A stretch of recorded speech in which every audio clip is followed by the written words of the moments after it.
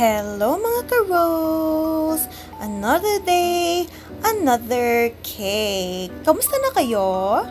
For today's video, gagawa tayo ng makulay na cocomelon theme cake. Ang flavor ng cake na ito is chocolate moist, ang ating bestseller. And kasabay ito nung Jack Daniel's cake na naipost na natin. And order ito ng isang customer from Lubao, Pampanga.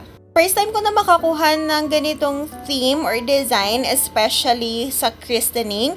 Kaya napaka-excited ko nung time na ginagawa ko itong cake na to. Dun sa inspiration na picture na sinend sa akin ni customer, masyadong vibrant yung color ng cake na sinend sa akin. And hindi masyadong nagmamatch yung mga tone ng color. Although it's still the same yellow, green, and blue, I decided na palitan yung tone ng colors.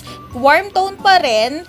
Yellow, green, and light blue, pero yung version na mas sarap or magandang tingnan sa mata. I used Chef Master Food Color Gel sa lahat ng colors na nakikita ninyo as of now.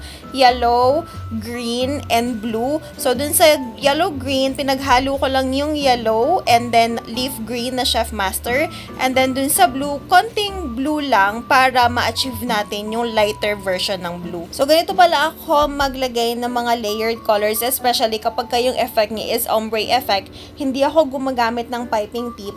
Palette knife lang yung ginagamit ko para hindi pantay-pantay yung colors niya.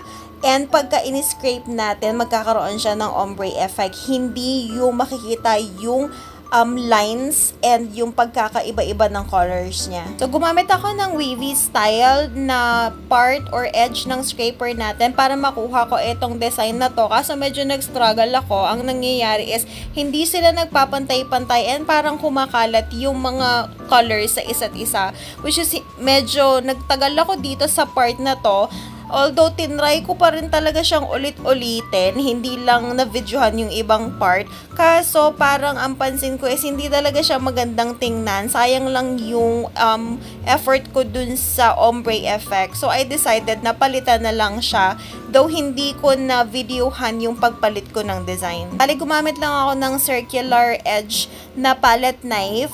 And then, pinaikot ko sa cake para makuha or ma-achieve itong design na to. And then, white na icing naman using the rosette piping tip sa taas. Merong reason kung bakit nilagay ko yan. Makikita nyo mamaya. And then, syempre, gumamit tayo ng mga printed toppers. As usual, yung qua photo paper ang ginamit natin para good quality. And then, yung mga pictures na yan is sinearch ko lang isa-isa sa Google. Hindi siya as is dun sa inspiration, pero ito yung pinaka-best version. And of course, ang ating name topper na mano-mano nating inedit and kinot.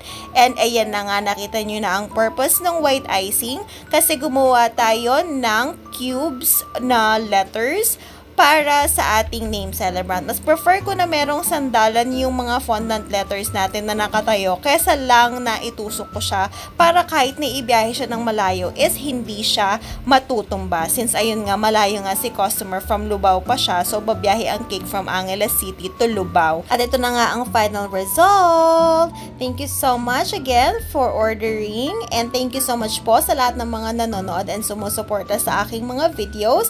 Till our next video. Bye!